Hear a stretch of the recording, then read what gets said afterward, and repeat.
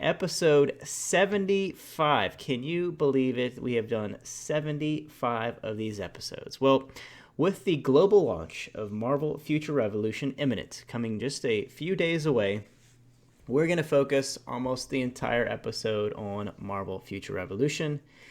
And there are still a ton of things to talk about in Marvel Strike Force. The blog post didn't have much, but there is still a lot going on in the game, so we will continue to cover that. But we felt like it was time to kind of dedicate more time to this game, particularly with the global launch. To quickly cover some Marvel Strike Force things, I want to talk about some stealth changes not listed in any of the blogs and just kind of showing up in the game. First and foremost, I've already posted this in Discord. We are seeing significantly higher points earned per blitz match for our highest teams. So I used to only get to about 94, maybe 95. I was really stretching it. Now we're seeing over 100K. We are assuming this is related to the level cap increase, and your opponents is always getting to cheat and be a higher level than you. So it will be interesting to see if that is taken into account in future blitz polls and blitz numbers. But Frid, did you happen to notice this? I did. I did notice it with a Black Order match, and they're not my highest, but I did see the 100, the triple digit for the first time. I was like, oh, that's what Creative was talking about, that there's something going on with Blitz. Yeah, I've seen 103, maybe 104, which is crazy high. So 10,000, and if we're really blitzing, which we're not doing, that times 24, that adds up pretty quick, fast. It's actually more than that. But just thought I'd share that. So again, we'll see if that impacts blitz predictions. Hopefully that just means we all get to blitz less. But so it looks like level 85 is in the game, or at least in the blitz for the opponents, but not the tier 16 yet. The other thing is, after the patch update, PvP had something missing. And that was the tech and support bans that were basically getting rid of Kestrel. We all had a reprieve for a grand total of a few days. So for whatever reason, the origin and role bans that were listed in the roadmap and maybe some other places appear to have disappeared. So maybe Scopely forgot to put that into the patch and they can't manage code versions, which we've seen in the past, or this is just a rotating thing that sometimes it's there, sometimes it's not. Who knows? But I thought before at least prevented Kestrel from taking over. What do you think about that one, Fred? When I saw this, what I thought it was a joke that they banned tech support at Scopely, and that's why they have so many problems. I hadn't heard that one. Because they can't even, their computers don't work or something. But to be honest, I'm not sure. This is a problematic mode, as we talked about, so I want to see what they're going to do about it. It appears that it takes less time with the changes because all you have to do is win a couple, but I didn't pay attention to where they were going or what's going on. They need to do something meaningful, so I don't know. It seemed to rotate faster too, right? Yeah, it was changing like every day, so every other day or day. So okay, yeah. All right, well, we thought we would share that, see we'll all wait with bated breath as to what will happen with our favorite game mode, PvP. All right. I like this next one. Yeah. And so this next one, I just happened to see someone post this on Reddit. They basically said, you finally broke Valley Flying, Scopely. And of course, we've been talking that he's been getting saltier and saltier. But you should go out to YouTube. You should check out a video called Rage Video, and this is where he was doing his usual purchase the character, open red stars, and then do a little bit of leveling up and using the character. You want to skip forward to minute 9 or so of the video, and that's when he starts trying to open red stars. And let's just say we have all had this experience, but to see Valley Flying this frustrated with that typical experience was it was pretty shocking, but also pretty entertaining. And I'd also say most players don't have 10 plus elite, red star orbs of different varieties to open, and so we all have been screwed many a time over by this. Yeah, it was funny. I don't think he's used the bleep thing much ever in any of his videos, but I think I shared when I was opening mine a similar experience with Ravager Bruiser and Oh some yeah, it's ridiculous. Riot Guard, or it was like all minions. So anyway, watch it. I think you'll find it entertaining. And he's Mr. Positivity, but he couldn't maintain. He completely broke. Yeah, I think his So kids were at school too, so that gave him an excuse to really let loose. All right, well it that's was like that's yeah. it was like Mr. Hardgrave was, in Valley Flying's body or something. Yeah. Anyway, All right, well that's check it it for out. our Marvel Strike Force news. And so in my typical fashion, I started writing down and writing down and writing down tons and tons of things for Marvel Future Revolution. And as typically happens, I have about 20 pages or like 20 shows worth of content. I don't plan on doing this and sitting here for 4 hours. So we talked about how we're going to break some things down over a couple episodes. Some of the topics that I want to cover today is just all the things that boost your character's stats. So all the types of gear and mods and all that kind of stuff. I want to talk a little about the campaign and some tips around the campaign and the questing. And then in future episodes, we'll start going through the different battle modes, partnering with alliances, and those types of things. But for today, we're going to focus on the gear and the stats. And I am going to record my screen here and may post it out to YouTube if I feel like it's just too hard to explain. But with that, and so Frid, you haven't played as much as me, but you certainly played a good bit. If I miss anything or if you find something interesting, I'm sure others will as well. So feel free to interject and add some Can detail. can we can we do something for everybody? Like, what is it that you're going to talk about gear? I get it, but what's the game? At least a 2-minute explanation of what this game is. Yeah, I mean, we did it a little bit in a previous episode, but that's good. We are focusing on this game. So first and foremost, this is not a hero collector turn-based game. This is more of a MMO type game. They say it's open world, but I would actually say it's more like zones that you do. But in this game, you really play as a character, as you would for Guild Wars or Warcraft, or World of Warcraft, or maybe in like a Battle.net game like Diablo. You have a character. You Mm-hmm. run through zones. You do a variety of quests. You get better and better gear, and you level up your character with more abilities and skills. And then you have all sorts of gear that makes you stronger and stronger. So, in more comparison to an MMO or RPG type game, the IP of course is Marvel. So you have a lot of Marvel characters. This is very focused on the hero side of the story. So you don't play as any of the villains, and you have the characters of Captain Marvel, Captain America, Black Widow, Doctor Strange, Iron Man, and Storm, and Star-Lord. At least at this stage, there is talk of Falcon and Scarlet Witch coming, but we'll see what happens at global launch and thereafter. You miss Mr. Peter Parker, who's Ah, also thank you, there. Spider-Man. I knew I was going to forget somebody, so thank you. Yep. Okay, so I So mean, you is that play, enough of a background, you yeah, like think? you play one at a time. Yeah. It's not a team. You can team up when you're playing the game, like with others, but for the most part is and there's an alliance and you talk about all that, but the you could kind of play the game and you're running around a world, killing mobs, killing stuff and collecting items for the one character, which is a little bit different than, the Marvel Strike Force. Sure. So just want to put that out there so Yeah, people know very, very different games, but good way to what to start. expect. Okay. Yep.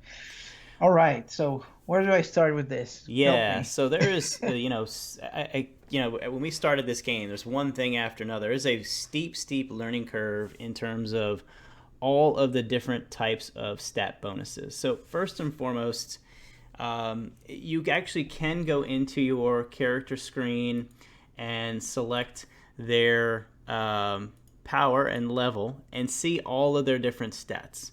And so you can see their attack, their defense, and hit points. And you'll have a total in white, and then you'll have a yellow that comes from all of the different types of things. And so on the left side, you can see all of these things, which is just, it feels like a ton to me. You have your costume, which is, you think of traditional gear. You have battle badges, which is kind of another type of gear. Titles, which is really gained from leveling multiple characters. Potential is a whole nother set of stat bonuses. Your squad power, which is your overall level in the game. Each individual character has a level, but you have squad power. You have Omega cards. Your alliance specializations is then a whole nother thing. So there's a ton of different mechanics all weighing in on your stats. So let's start talking about these kind of one by one. So if you're looking at your character, you go into your character, the first thing that everybody always thinks of is your traditional gear. In this game, it is called costumes. There are 4 slots.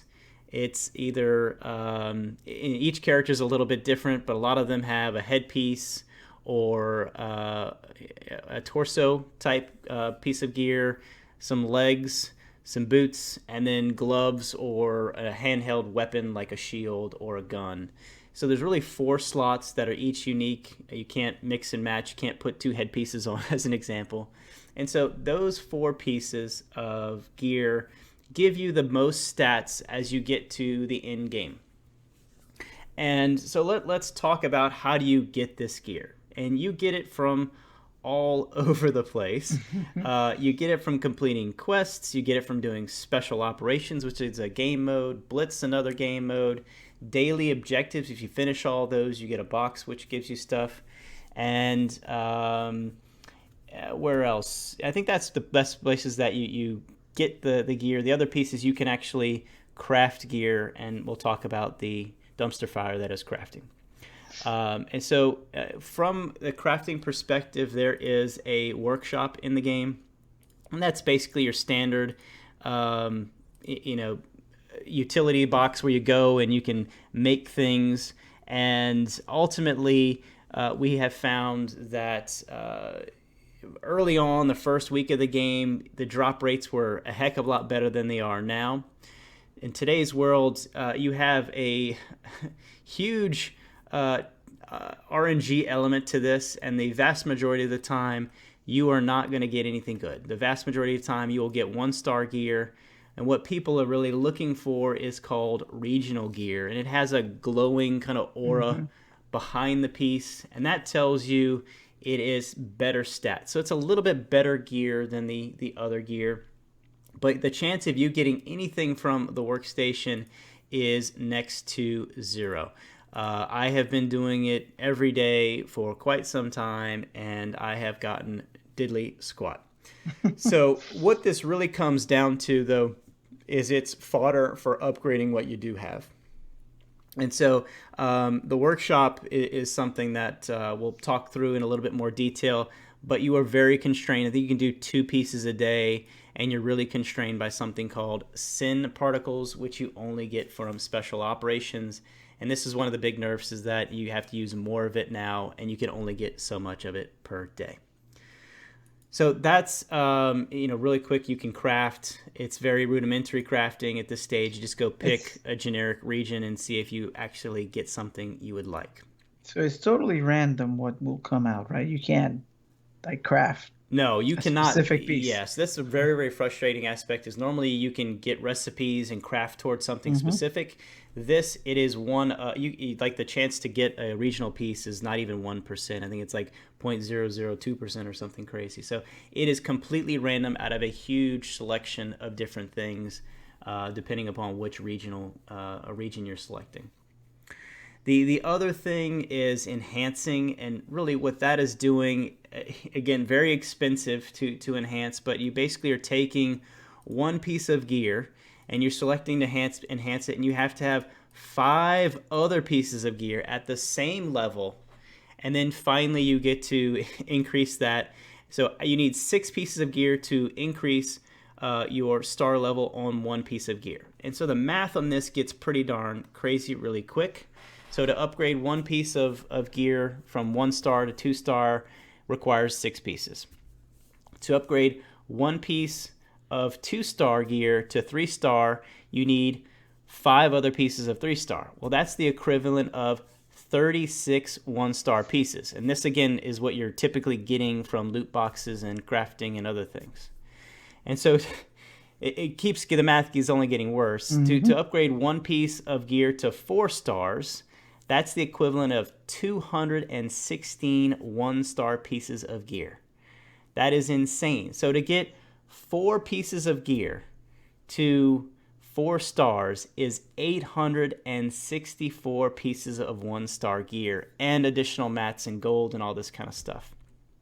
To get just 1 piece of gear to 5 stars requires 1,296 1-star pieces of gear. Now, I will say that sometimes you do get a 2-star or 3-star drop from some from the crafting or from some of the loot boxes. You do have a monthly character that provides 2 pieces of 3-star gear and 1 piece of 5-star gear per month. But it is taking way too long. This particular mechanic I find very, very frustrating. You can spend the in-game currency, which is crystals, and you can get a guaranteed 3-star or better drop. But that has been proven to show pretty low results. But if getting a 3-star piece of gear still saves a massive amount of stuff. So to me, this is probably one of the very most frustrating things. I haven't gotten any regional gear from a lot of crafting, and it is taking quite a while. And I have a grand total of 2 pieces of 5 yellow star gear. One of those came from the monthly calendar. So this part sounds to me like the ISO, more like the crystals, kind of like that exponential. You need to feed it a lot, but I don't know that you get as many, and there's no way to farm these. But I guess there is, but the workshop is one way, and whatever you get from just doing missions and stuff. Yeah, you get 4 or 5 from doing the most wanted. You get some from sometimes from the blitzes, certainly from special officers. You get a lot of it per day. When I say a lot, maybe like 9 or 10 pieces, but still, when you need to accumulate 1,200 of these, that's a bit absurd. So that mechanic is a little crazy. Yeah. Okay. So a couple of important points on gear, and particularly as you go through the game, you will receive you will receive 1 piece of regional gear when you finish each of the different campaign zones. And so again, you'll get 1, but it's always going to be the same. So you're always going to get headpieces traditionally, I think is what it is. And again, it'll have a glowy background. It'll say regional costume or region costume. So you do want to save those. Really only 1 of those out of all 5 of the different zones you get is going to be what you want. There's always very clearly one best set, particularly for the DPS classes. So don't throw that away. Don't chunk it. You want to save those pieces of gear. Can you upgrade the regional with regular items? Yes. Okay. Yeah, so. Absolutely. You use the same standard gear. Same standard math applies to that. You don't have to have a regional piece to upgrade regional. Any 1-star or any gear of the equivalent star rank will upgrade regional gear as well. So another thing, and it has nothing to do with the stats, is that the look changes, right, with these gear pieces. So that's why it's like a costume / gear. So you can change your look by doing this. Yeah, so you can as you collect more pieces of gear, you can get more customizations of how you look. And the important thing is the look of your character can be completely segregated from the actual gear you have as well. And there are, oh my gosh, I mean, look at this. There's 20 different pieces or different looks that you can go with, and there's different kinds of themes that you can all collect. So anybody that's a collector and wants to look really, really cool with the gear, you can pick whatever gear you want. And again, and that's one of the things, you don't have to worry about it you looking stupid because you got this piece of gear that's the better gear. So that is a nice feature, that the look of it is completely segregated from the actual upgrade of the gear.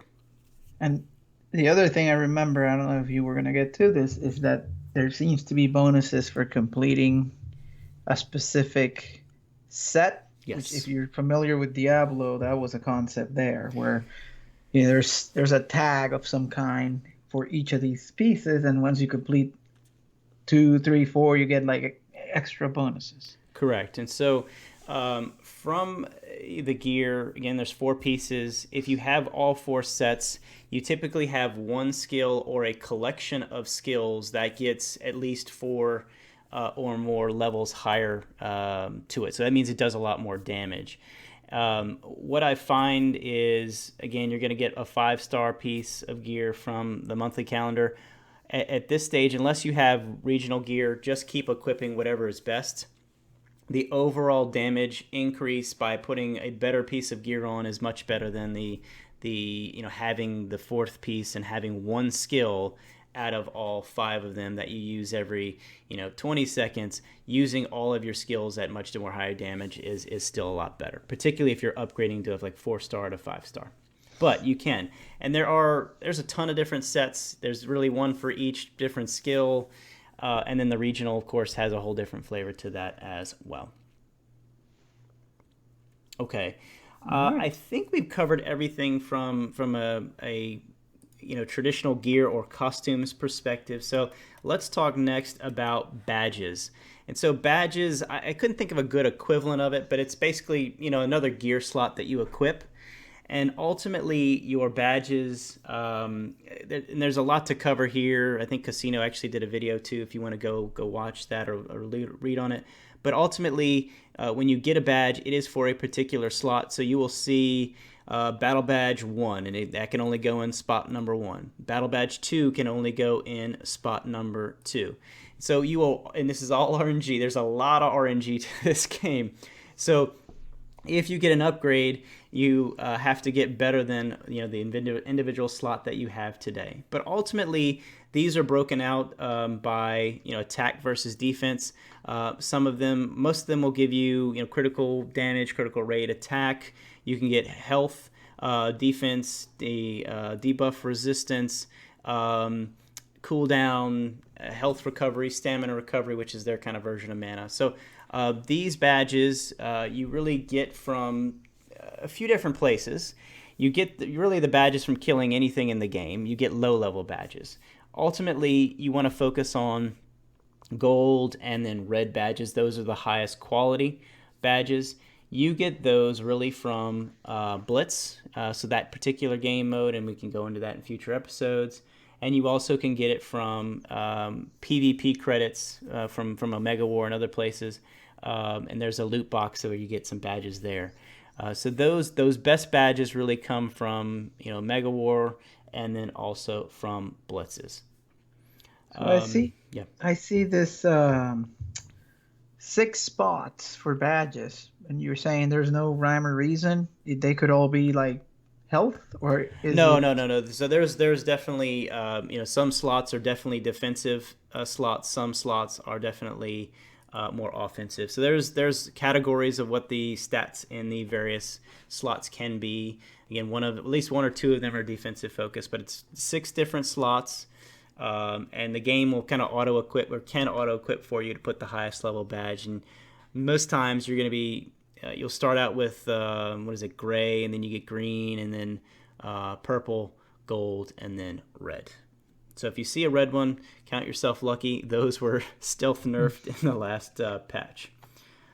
There's a lot more to badges, but also again, you get these from Blitz, and the characters on the badges are the character that you beat to get them, and then the PvP focused badges, they'll give you more damage for PvP or things like that.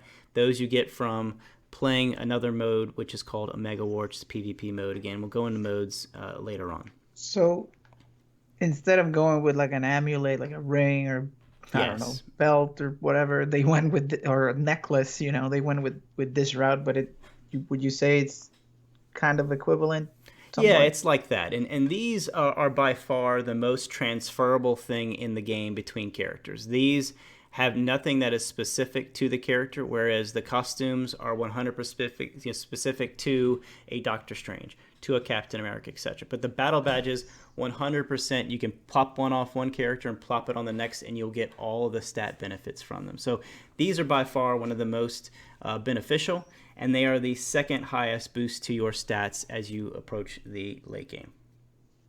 Okay. Are there, I guess one last question. Level cap on what you can wear, like in some games, in order to wield the Eye of Agamotto or whatever. You need Yes. to be level 100. Otherwise, you can't put this on, even if you get it. Yes, that is probably the good point. That these are the only thing when we talk about all these different pieces of gear. These do have a level on them, and they come from the blitz that you run. So the Laufey blitz is a level 90. Those badges will have level 90, and your character has to be level 90. So it is important if you're going to run multiple characters to save your level 20, level 30, level 40 badges that are, again, maybe purple, but definitely gold and red for your alts. So definitely do that. But that is the one limitation on these, that there is a level cap to them. You have to be of the level. The other thing I would just mention is that these also are a set. So when you get to the highest level in the game, level 100, you can run a blitz for Maestro. And in those badges that have his face on them, they are all part of a set. And so if you get 6 Maestro badges, you will get additional supervillain damage. Ultimately, though, it's not going to be that much more. You really want to still continue to go with the best badges you can get. And then the last component to badges is that there is a component of mods to badges, and that is cores. And so cores are basically a mod that you can equip and unequip from different badges, and they come in different colors. Red is very focused on attack, so attack or critical rate or critical damage. Blue is defensive, either health, defense, or dodge. Yellow is more focused on health. I think I screwed that up. So blue is defense or dodge. Yellow is health or health recovery. And then green is, I think, crit and defense pierce. But those, you'll typically only your higher level badges or your gold badges will have, gold and red and some purple will have a slot for you to install the mod, which is called a core, into it, and you can have up to 2 slots for each badge. And again, that's the higher quality badges that will have the 2 slots. You get, yeah, go ahead. I noticed this. The first ones you get don't have any of this, and then as you Yes. progress, you get some with 1 spot, and then you get some with 2 spots, and then you add little, almost like runes to it. These cores that Yep. give it a boost. Yep. But these runes are not that complicated, right? There's 4 kinds, and they're star levels, I guess. It's Yeah, not like there's star levels to the various mods, and guess what? You get to do the same thing. You combine low level ones to upgrade the star. It's only 3 that you have to combine to upgrade a star rank, but I will say as you get to higher star rank, I think it's above 4, that you actually may not upgrade. It becomes a chance to upgrade. So a lot of people don't even upgrade to 6 stars, I think it is, or is it 5? I forget which one, but the chances for an upgrade start dropping. And then there's a lot of weird mechanics to it. You could pick 3 green ones to combine and actually get a blue one. So there's some really feels bad RNG elements to the upgrades of cores. But ultimately, it's a whole nother boost of stats, so you want to do that. You'll get these cores from special operations, battle challenges, the monthly calendar, and some other places as well. But that is another big boost to your stats. Any questions there before I go on, Fred? no, I don't think so. Okay. Can you let me ask you this? Could you have different configurations or looks saved if you want to change it up? Like, is there anything like that, or you just come in and pick your look manually? Well, the costume's separate from badges. Badges don't give you a change of look. Is that what you're referring to? No, I was talking about the costumes. If I had the various looks, is there a way to save those so that you can quickly change your look and feel. Yes, you can save different varieties, but you can favorite them and you can have different looks. I think it's 4 different looks that you can do. But we're talking about stats, not fancy threads here. So Oh, let's. you I'm gotta worried look about good. killing things while as you're prancing around, worrying about looking good. But yes, you can save different looks. You can just like you can save different versions of skills. You can also save different versions of your gear in terms of costumes and battle badges. So if you want to save one for PvE Yeah, content versus that's what PvP, you're you can do getting to that. that's what I was talking about. Yes, But yes. is there you think it'd be hard to have enough to be able to be fancy like that and say, hey, I have 10 5 stars, so I can have the PvP version. I guess eventually, right? Well, so battle badges definitely you get PvP focused badges and that will give you PvP bonus damage as an example. So for that you would definitely look at that. Plus you could be running a different set of skills. And so you might want gear that is more focused on those particular skills for a PvP front. So those absolutely at the high end of the game, people will run completely different sets of gear for and skills and badges and cards, which we'll get to next, for PvP versus PvE content. Yeah, I'm barely scraping by, so I wouldn't worry about that. But yes, I guess you can do it eventually. Absolutely, yeah, yeah. So I mean, I can, but I'm too lazy at this stage, and some of the PvP stuff is not my strong suit or not my favorite thing. All right. Okay, other things that benefit your stats is titles. And so, what the heck is a title? Well, as you level a character higher up, you will get more and more titles. So, when you get to, say, level 20, 30, 40, 50, 60, you will have the opportunity to have different titles. And this is a standard thing in a lot of MMOs. If you go kill this bad guy over here, you could be, the bad guy killer. But you get a lot of different titles just by going through the different levels. That is another moderate boost of stats. It's not huge, but yet another piece of stats there.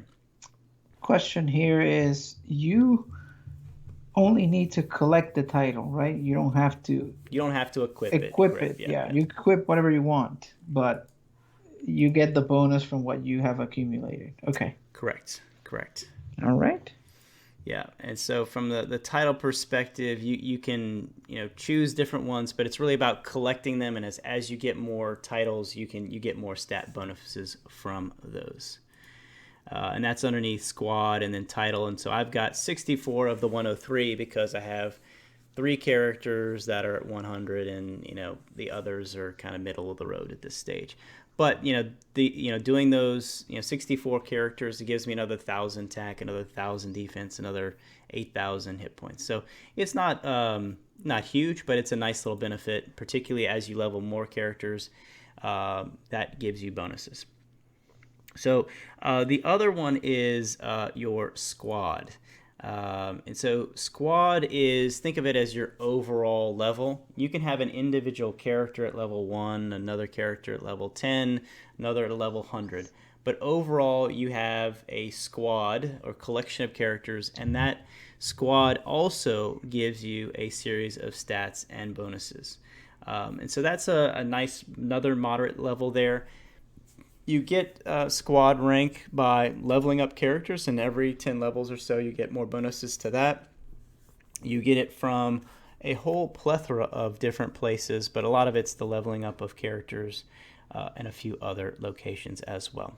So the squad is it's like global bonuses for your account almost Yes. like you as a player, no matter what character you're playing, these bonuses will help across the board. Yes, and Uh, so this is one of the good things, if you will. Like in other MMOs, when you level one character up, you're kind of doing it on your own. You level the next character; it's very dependent upon his gear. WoW and some other games introduced kind of a legacy, or I forget what they called it. Not legacy, but some kind of, you could buy a weapon that will level with the character, and so it'll make you go through it faster. This is this game's version of helping you level faster with additional characters. Okay, and you get additional bonuses across different categories, attack, armor, and health, and things like that as you level up. What else? What else? There's so many different things in here. I want to try and cover them all at least some basic level. So we need to talk about potential. And this is, I think, one of the people in Discord asked, what are some of the things that you can't reverse? And so enhanced potential is one of those things. You do not get enough enhanced potential to level up all the different categories. So there's 4 different categories that you unlock as you progress with a particular character. You get potential, enhanced potential all the way through. And within those 4 categories, there are 3 different stats that you can buff. Well, first and foremost, you cannot undo what you have done, and you will not get anywhere near enough to fill all of the different options, at least leveling one character up. Over time, you can continue to buy this and get it, but it's very, very slow going. I've heard that some people don't spend any of the enhanced potential, level a character up to 100, delete the character, and then level another, level another, level another. And you'd have to do that, the same character 4 times or maybe 8 times. I never got a good story on that. To get enough enhanced potential to level this all up, which I think is just, it's kind of absurd. So that is one thing you want to be very careful on. You may want to actually save it once you get more comfortable with the character, what benefits them. For some of your damage dealers, cooldown is very important, attack is very important. For Spider-Man, everybody loves to go like all dodge because there's one, you can't hit the guy, and then 2, he has some specialization that turns dodge into damage. Another would be Captain America has, I think it's a specialization that turns defense into damage as well. So you have to, there's a lot of complexity under the covers to some of the in-game stuff, so be careful spending enhanced potential. And of course, be careful about if you're upgrading or enhancing your gear. You lose those pieces of gear that you use to enhance, so make sure you don't do something you don't want to do with those things. So I just said a lot of stuff there, Fred. Anything maybe I need to say on enhanced potential? Also, like some good safety tips for people to be careful here in these screens and not just go sequentially.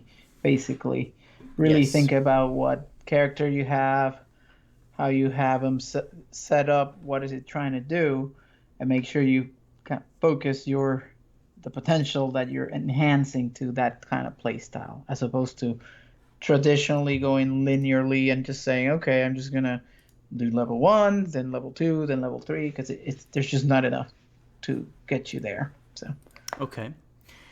So we've talked a lot about different styles or gear and things. The last 2 are some of the more complex ones, and there's some RNG elements to those as well. The first being Omega cards. And we could spend 2 hours talking about Omega cards. I think let's cover it from some high level. First and foremost, you have 6 slots. So yet again, 6 badges, 6 Omega cards. They like the number 6. You have 6 slots that you will unlock over time, where you can equip Omega cards. And these are yet another mod, if you will, that you earn. And these, you can earn these from a variety of different ways. First and foremost, every zone will have bosses and what they would call a prime boss. And they will randomly spawn periodically, and you get a big red skull over your screen and everything else. If it's a prime boss, and you have a red skull over to the right side of your screen if it is in fact just kind of a normal zone boss. So killing them, you get cards from that. You can kill up to 7 bosses a day and get cards, and then you can kill 2 prime bosses a day and get cards from that. The prime bosses, when you fight them, the more damage you do affects your rank of who did the most damage. You get better rewards with more damage done to the prime bosses.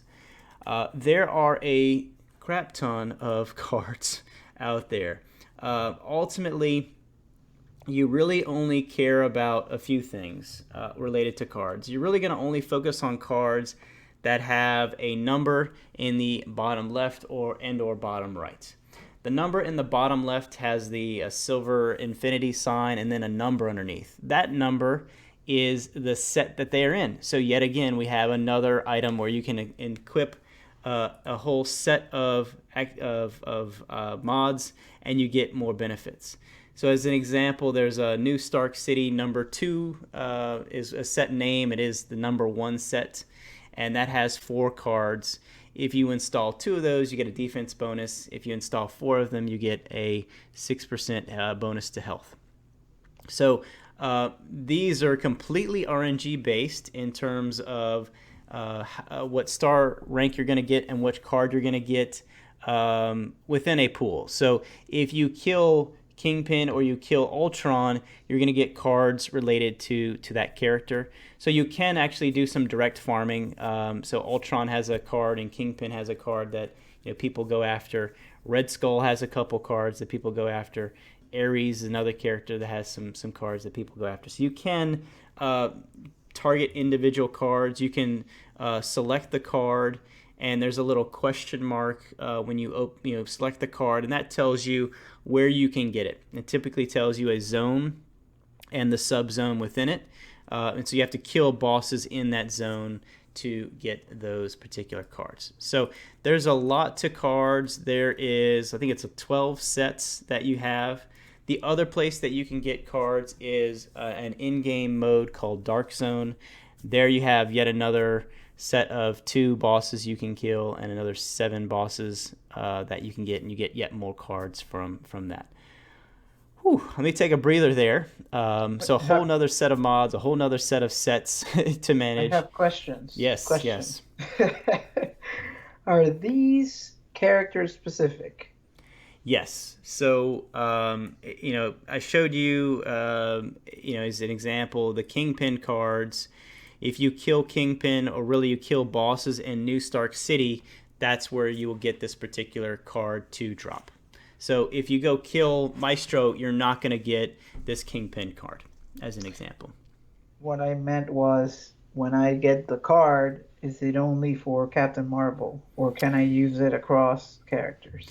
So you can absolutely use cards across characters. There is a big caveat, though, that when you raise these cards up to the highest level, you will get a character-specific stat, and that will be specific to the character that earned the card. So if I went pretty hard on Doctor Strange, got a really good card, upgraded the card, the stats bonuses, there's one of the stats, not all of them, but one of the stats will be specific to Doctor Strange. There's a capability of re-rolling the stats or upgrading it. I haven't done a whole lot of that, but you cannot re-roll that to another character, and that's a big thing that ticked off a lot of the early content creators for the game, because they went really hard on one character. They got a card that they really want to use on a different character, but not all of the stats will apply to the other. Okay, so it's almost fully transferable, Yes. except at the very top. Yeah, okay. At the highest level, there's stats for that. So these also have star levels, and you will do the same activity as for other things. You will go and select a card, and you will need, yet again, 5 other cards, combining these to then upgrade the star level of an individual card. So the math is the same as the gear, and that means you need a whole lot of cards. You do get a ton of these a day. I forget the number off the top of my head, but still, the amount that you would need to upgrade 6 cards to 6 stars is crazy high. The only other thing, and again, this is really for people that spend money, maybe if you're really, really lucky in the in-game and late game, there is a second number in the bottom right. And this is yet another RNG element. This is the quality of the card. The higher the number, the higher the quality, which means the better the stats. And so, you can get different levels of cards in quality, common, special, rare, I think. And then you get this RNG. So there's a lot of RNG to this game. And I've seen people try and get a particular card and go spend lots of money and never get an upgrade. So I would be wary about spending money on cards, but I've heard that is one of the better places to spend your cores and or some of your money, because some of the high-end cards, particularly the quality levels, you will not get unless you spend money. Okay, so are the stats bonuses standard across these, or are they random? Like if I have the, what is this, Star Lord or this Vote Loki? Let's say I have that. Would it have the same uh, bonuses that I see here, critical damage, or does it depend on when I pull it what I get? I'm trying to think about that one. I know I've got some duplicate cards somewhere. Let me go to my card storage. Oop, wrong thing here. Let me go look real quick. I think the stats are set, at least the top stats. The bottom stats are definitely RNG elements to them. So you can, the top main stats that you have are set, but the rest are definitely RNG based. But let me look at something really quick just to show you. I don't have anything. Oh, here we go. So this card over here is a Red Skull card. I have a PvP bonus damage increase, and here is your Doctor Strange cooldown. But the critical damage at the top, this will be standard. These will be the second and third stats will be RNG based. So if we click over here on, and it disappeared, of course. Where did it go? This guy, you'll see. Oh no, this is different. This is total damage. So yes. So I think the stats at the top are set when you upgrade levels, but all of the bonus stats, exclusive stats, those are going to be RNG based. Goodness gracious. Okay. Yes. So there is RNG upon RNG upon RNG upon leveling up that you have to do. And I get that people say, well, it's an MMO, you're supposed to grind. But some of this feels a bit excessive. So I am hoping that some things change come global launch. I understand they released the game a certain way, but the level of RNG, the level of collecting that you'd have to do, you'd have to play this game for like 5 years to get to the highest level. So it's a little crazy. So there's some specific skill cards that are a good set, particularly for PvP. I'm just going to post some of that stuff in Discord. It's a little too much detail to get into today. All right, so that was a whole lot of stuff, and I still have not. Yeah. There is one thing that I think you should cover. So you're collecting all this stuff, and you can combine it in some cases, but you start filling up your bag or inventory. Yes. And what are you supposed to do then in that case? Yeah, so there's two things, and we'll probably talk some more at length and maybe some other episodes about where best to spend the in-game currency, which is the crystals. One of the things I would definitely recommend is expanding your inventory. I'm not sure I would recommend on an individual character. You have a squad inventory or storage. I would definitely recommend increasing the number of slots there. You can spend a few cores. It's very cheap, 40, 50 cores or something like that to expand the squad storage. So I definitely recommend doing that. And then ultimately, if you really do like a character, you're going to focus on one character, I would expand the slots on that particular character as well. So you can do that. But the short answer to you is you have an inventory. You can expand the slots there, and if you start running out, you can start loading things into the squad storage as well. Okay. Good question. Okay. And then the last thing, which I still have not done really a whole lot on, is called Specialization. And so this is your typical MMO skill tree that you kind of get to pick. It is incredibly unforgiving, meaning that you can spin these and you can't unwind them. So there is no unequip or get the stuff back. There is a god-awful amount of these different skills. And so I have seen some whales that have almost all of these skills maxed out, or not maxed out, but at least all of them filled, which is just crazy. And so this is absolutely the in-game content. There are bigger boxes on the specialization tree that give you better benefits. And so you get through some of the smaller ones to get to the bigger ones. I'm not going to get into a whole lot of depth here. I will just tell you two main things. The currency for this is called anti-conversion, and that is garnered from a game mode called raids. When you run raids, you can actually, similar to Marvel Strike Force, you can kind of refresh the node, if you will, or, spend some of the in-game currency to get the rewards again. And so a lot of people do that 3 times a day. So you get the anti-conversion, because getting it is a very, very slow grind. The other thing is find friends that can do raids at higher levels. The higher level you do, the more of the anti-convergence you get.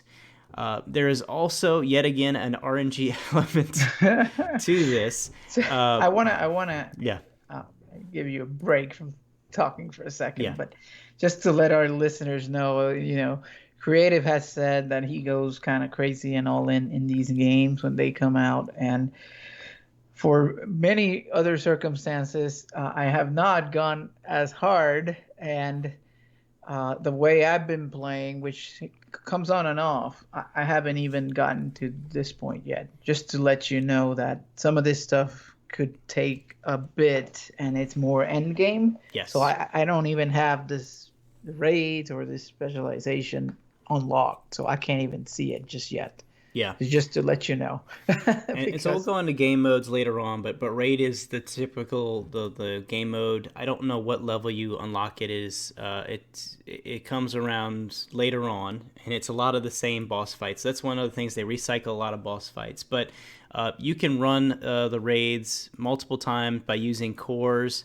You can do it at a higher level of difficulty, and you get yet more convergium. So thankfully, I'm in a pretty in-game alliance, and I have people that don't mind carrying me because I cannot do the highest level ultimate. It is pretty insane. So oh, go ahead. that triggered something. Yeah. This carrying concept, Mm-hmm. is it I know it's a little off topic, but does it exist here? Like if I'm brand new or behind, can I tag along with you and you can help me sort of progress? Is that a thing or no? Well, let's talk about the campaign a little bit, and we'll kind of weave that in. So for specialization, we just kind of leave it there. There's a lot of Hmm. complexity to that. I've intentionally not spent a whole lot of my currency there because I don't think I'm going to focus on Doctor Strange, the first character that I leveled through. But from a campaign perspective, and kind of leveling up, there is no cheat mechanic, if you will, like in other game modes where you can, teleport your buddy to the end of the game and then go kill things for him, go kill a bunch of mobs for him, and get a ton of experience. You really have to progress through the main storyline, through the different zones that are in the game to be able to progress. With that being said, though, killing mobs does not give experience. You can't go run some specialized dungeon and get experience. You really have to do questing. What you can do, though, is have a buddy that is a higher level go to wherever you are on the map. You can party up, and that tells you kind of where you are. You can see each other on the map, and you can have that buddy kill things for you, and it'll go a whole lot faster. One of the tips I would definitely recommend is most people may be starting out and don't have any high-level friends. Plus, it is a very manual experience that you have to, the friend that's helping you out has to kind of run around and follow you and kill things. But what I would say is definitely wherever you go, look for other people playing in the same area. If you can party up with them, that's fantastic because you don't even have to be close to each other. They can kill things on the other side of that particular map and you'll get credit. The other thing is, even if you don't party up, as long as you make one hit on a enemy, you will get credit for when it dies. So this is unlike some other games where you have to be the one that hits it first to be able to claim the rewards or to be the last to kill it. So none of that applies. All you have to do is be killing things or hitting things that other people are killing. So number one, when global launch happens, hopefully there's going to be a lot of players. There's going to be a lot of people running around. Go ahead and hit everything you can. Party up with people, or just go hit everything that other people are hitting, and it will go lightning fast. So I did Captain America, who's a little bit more of a grind. He's a little bit slower, and I just go around hitting my basic, hitting everything, and people kill everything for me. So it's fantastic. The other things in terms of your question, again, it is a bit manual, but you and I have done it a little bit, and so you kind of leave it in an area running your quests, and I'll kill things for you. But there is no cheat. You still have to progress through the main quest line, which is purple. But did I cover your question?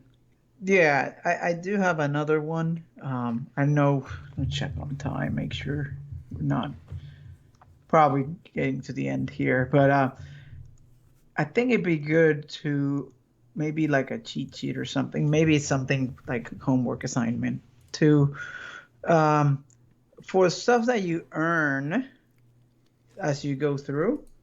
What are things that are shareable and not? Like, because I think it's different, right? Like when I badges, it sounds like you can share pretty easily, but then there's some other stuff that you can't. And you talked about this currency for specialization and all that. I mean, how much of that can you store and use um, across your characters versus not? I don't think you have to answer this right now, but it could be something that maybe like a cheat sheet that says, hey, here are all the resources, and could you use different characters to farm it, like squad rank, for example? Mm-hmm.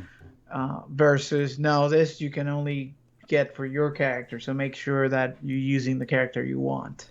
I think Yeah, that could be useful. yeah, that's fair. I mean, so just to quickly give a quick answer, and we can follow up. Costumes are specific to the character, but if you level a Doctor Strange and you delete him and you level a new one, you can pull over the costumes from the other. But it is specific to a character. Battle badges 100% transferable. We talked about that. Cards fully transferable, but there are some stats that are specific to the character that earn the card. Specialization, if you use it, you lose it, but the anti-convergium you can share, put it in your squad storage and use for anybody. And then there was something else that I was going to say. What was the other one? Anyway, I think that's quick answer, but we can do some more detail there. Okay, cool. So let's talk really quick about, I think, the last kind of real important thing just for new players, and that is questing. So as again, you can't go get a buddy to take you into some dungeon and kill everything in the dungeon for you to get you leveled up faster. You have to go zone to zone to do the quests to get to the main storyline, and that is really the key way of getting experience, and you also will get squad experience for that. There are 3 types of quests, or quest lines, if you will. Purple is the main storyline, so that gives you the overall story of the game, and you have to complete those to be able to proceed from one zone to the next. The other one that you will run into is yellow, and that's kind of a random guy that has a yellow bubble above his head, and you just go kind of run up to him and he will give you a quest. Those are typically very short, one kind of quest element: go kill something, go pick up something, go talk to somebody. And those typically can give gold and sometimes some gear rewards. And then green is the other one that you have a ton of out there, and those are completely optional, but they give you a lot of experience, and they give you a lot of gold. The important thing about the green quest is while they are optional, you still really need to do some of them. I think it's from Midgardia onward, you really need to do all of the green quests to be able to get to level 100.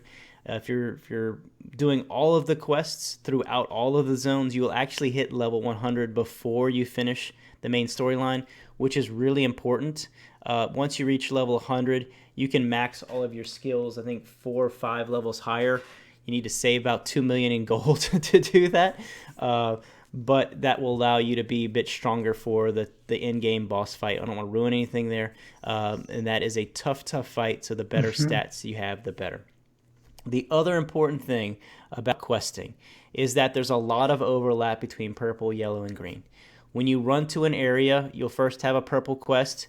If you're just doing a purple quest and you don't have a green quest, go look around. Go a little to the outside of the edges of that area. Typically, you'll see a green quest that will overlap. Not in all cases. There are purple quests that you have to just do and there's no overlaps. But the vast majority of the time, there will be a green quest that has some sort of overlap, killing the same mob or killing them and getting some item from them. So go to a new area, explore it around to make sure you get purple, yellow, and green quests. Then you can put it on auto. You still will have to do quite a bit of clicking. So that's the other thing. We said that you put the game on auto and it plays for you, and it definitely goes and kills things for you. But you do have to accept quests. You do have to redirect to go finish one quest or the other, and then some things along those lines. So I just said a whole lot about questing. Frid, you've done plenty of this. Any commentary? Yeah, that's the one thing that the auto, while it does a lot, you still need to interact with it and let it, tell it, okay, accept this quest. And then sometimes it goes, does it, and then you have to claim the reward and then talk and kind of start the next one. So it's not a full automated walk away experience. You still have to keep an eye on it and push buttons as you go through. But I found the green ones go pretty quickly. And like you said, sometimes they overlap with the purple ones, so you can kill the things at once. But yeah, it's fairly automated if you just click on things and the character goes and does everything for you. So Okay. Yeah, some other tips is to make sure you stockpile healing potions. There's no healing class to the game. There's a little grocery cart kind of looking thing in the top right, and you would go to, that's the shop. You go to that and go to consumables, and you have different med kits or healing potions. Whichever level you are, whenever you start leveling, you'll get better and better potions that they give you more and more health. Make sure you stock up on those particularly if you're playing auto. It will automatically use those when you dip below a certain amount of health, and it keeps you alive. So stock up on healing potions, particularly when you get to later zones as it gets more and more challenging content. What else? The only last thing I would say is we talked about partying up or killing kind of things together with other people. In terms of an individual player and skill, I'm not going to go into one character's skills versus the others, but a general tactic that I would tell you, you're going to get a whole bunch of different skills. You're going to get different masteries, which is kind of different flavors of the skill. You don't have to level all the skills. You don't have to level all the masteries. You can pick which ones you're using, and you don't need to level each mastery to get to the next. So you can save a lot of gold by really only focusing on the skills that you want.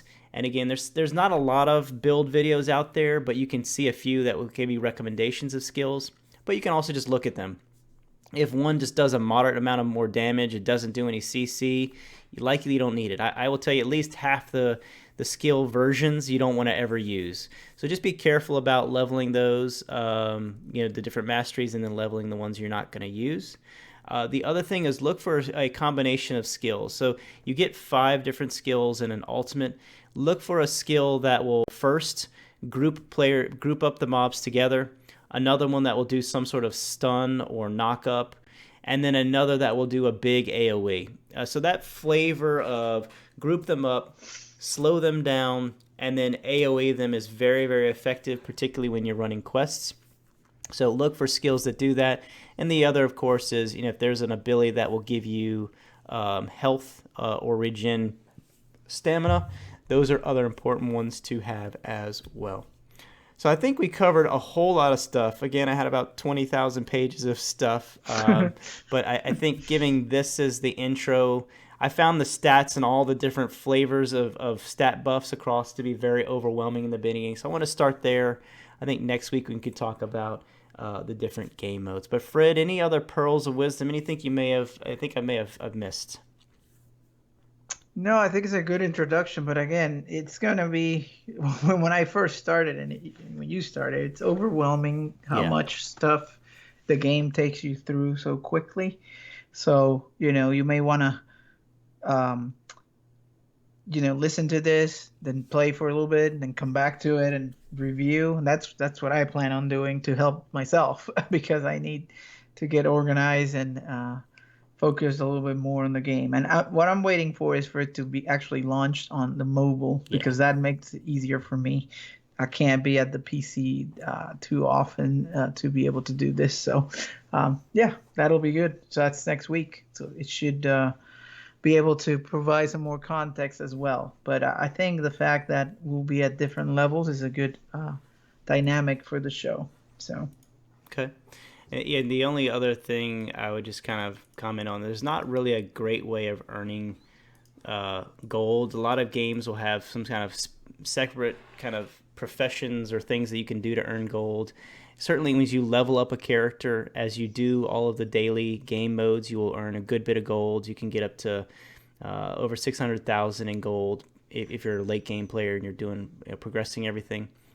One of the things that a lot of people do is leave the game on overnight. So I wouldn't do this on your phone, but if you have a PC, they leave the game on overnight. You sit in an area with a lot of characters or mobs that keep spinning up, and they run a basic macro that goes into their inventory, goes to the badges, because you keep getting a lot of these badges, and they disassemble the low grade badges. And if you do that every few minutes, you will get Convergium, which is a mat, and you'll get gold. So that's how a lot of you'll see some of the content creators and others doing that. And that's really, unfortunately, the only way right now. So I'm really hoping with global launch that they add some other capabilities beyond having the game run in the background overnight to get, hundred thousands of gold.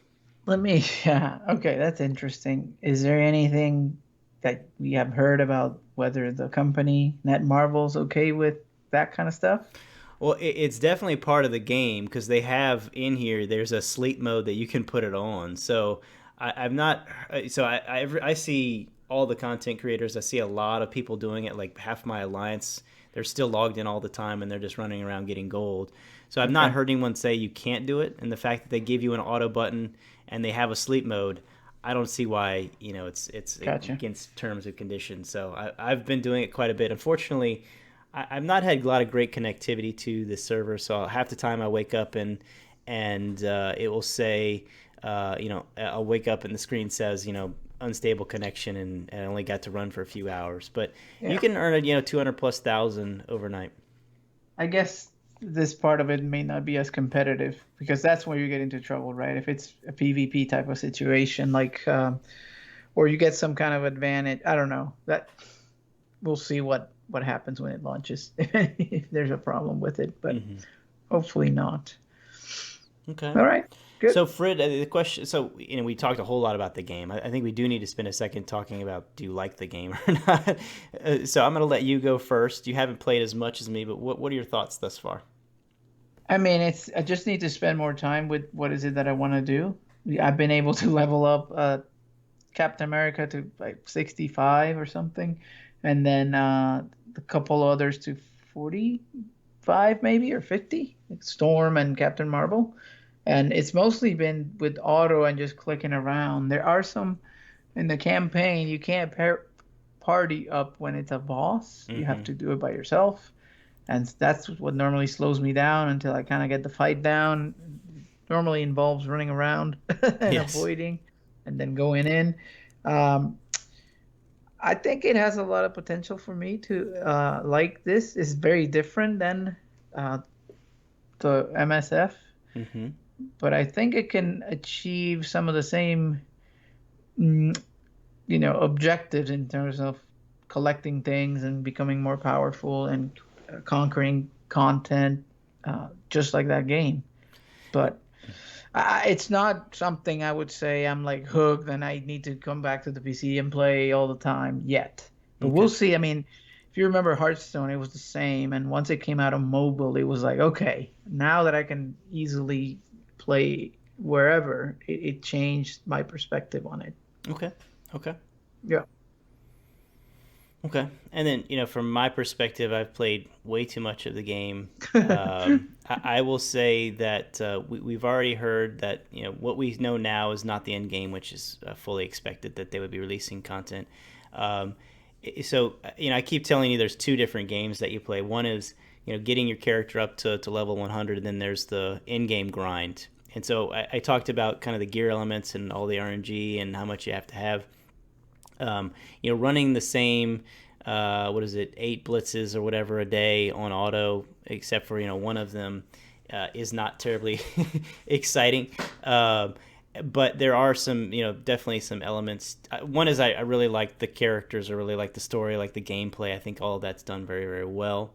I don't like all of the RNG aspects and then the poor return on some of the investing. So I'm very worried about that because to me, I won't play this game for years if those are the elements of how do I get to an end game. I'm not going to play this for 3 years so I can get one piece of 6 yellow star gear and all that. So I'm curious on how they're going to free up some of that.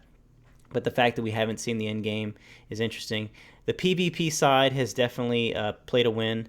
You'll run into a Mega War, and you can tell who is the million collection power person when you unload all of your burst damage on them and they have like a fourth of their health gone. So it'll be interesting how they seem to balance things out, if they cater towards free to play at all or not.